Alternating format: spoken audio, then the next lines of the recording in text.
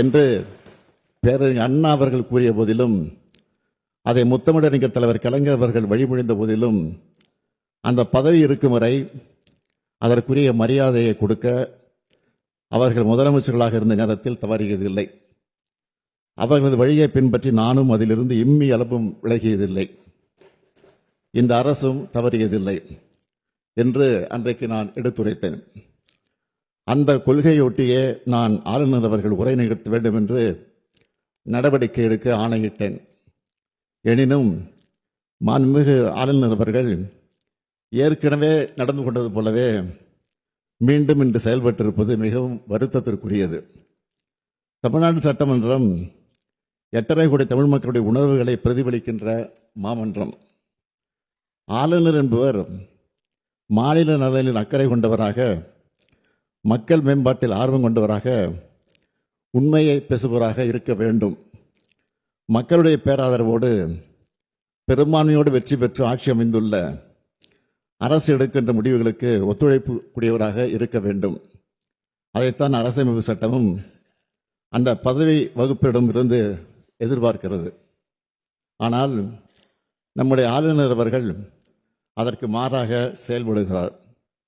மாநில நிர்வாகத்தை முடக்கவும், பொது மேடைகளில் அரசியல் பேசியும் அவதூறு பரப்பி வருகிறார். அது அவர் சொந்த விருப்பம் என்று கருதலாம். எனினும் அத்தகைய ஒரு முயற்சியை இங்கும் செய்ய அவர் முனைவது ஏற்புடையது அல்ல. நூற்றாண்டு விழா கொண்டாடி சீரும் சிறப்போடு இயங்குகின்ற பேரவையின் புகழ் மங்கிடாத வகையில் பாதுகாத்து வந்த சான்றோர்களின் வழித்தடத்தினை பின்பற்ற வேண்டிய கடமை நமக்கு உள்ளது.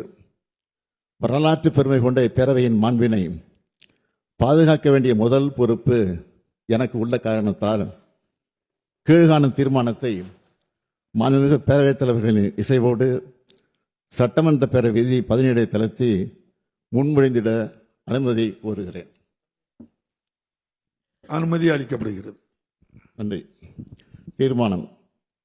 ஏற்கனவே உள்ள நடைமுறைகளை பின்பற்றி தமிழ்நாடு அரசால் தயாரித்து அனுப்பி வைக்கப்பட்ட ஆளுநர் உரையை பேரவையில் படிக்காமல் மாண்புமிகு ஆளுநர் அவர்கள் சென்று வருவதை இப்பேரவை ஏற்கவில்லை. மாண்புமிகு ஆளுநர் அவர்களுக்கு அனுப்பி வைக்கப்பட்ட சட்டமன்ற உறுப்பினர்கள் மேசையில் உள்ள கணினியில் பதிவேற்றம் செய்யப்பட்ட ஆளுநர் உரையின் ஆங்கில மொழியாக்கம் இங்கே மாண்புமிகு ஆளுநர் அவர்களால் படிக்கப்பட்டதாக இப்பேரவை கருதுகிறது. அவ்வாறே அவை குறிப்பில் நடவடிக்கை குறிப்புகள் இடம்பெறலாம். மேலும் மரபு வழி நிகழ்வுகள் மாண்புமிகு பேரவைத் தலைவர்களால் படிக்கப்பெறவுள்ள ஆளுநர் உரை தமிழாக்கம் மற்றும் நான் முன்மொழிகின்ற தீர்மானம், அதன் முடிவு ஆகியவை மட்டும் பேரவை நடவடிக்கை குறிப்பில் இடம்பெறலாம் எனும் தீர்மானத்தை நான் மொழிகிறேன். இந்த தீர்மானத்தை அனைத்து உறுப்பினர்களும் ஒருமனதாக நிறைவேற்றி தர வேண்டி அமைகிறேன்.